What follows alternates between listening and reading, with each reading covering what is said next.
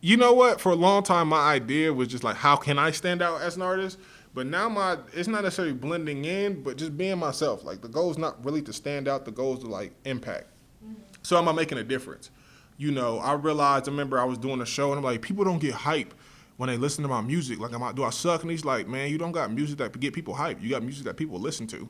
So it's the very first time anybody's ever listened to you. If they're jumping around, they're not paying attention to what you're saying. For me, it's just like just impacting. Am I seeing change based off of my music, or am I seeing change based off of the people I've met through my music? I met you today.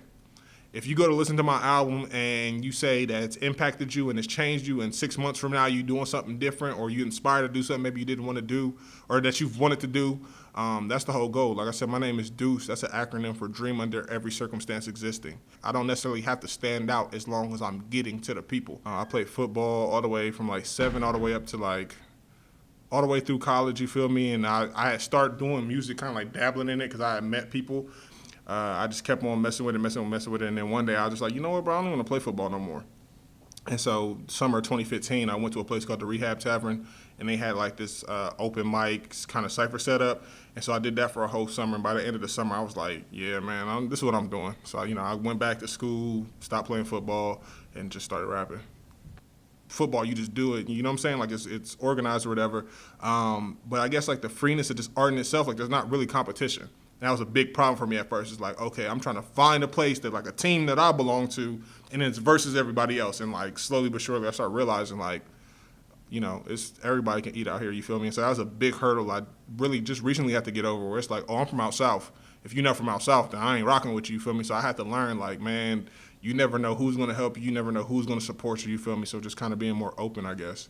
A lot of people think it's just a geographical location, just being from the South Side, but like for me, the South Side is its own city because I've had so many experiences out there, and they're diverse. From working out there to playing sports out there, my family lives out there, like I said. So like it's its own city to me.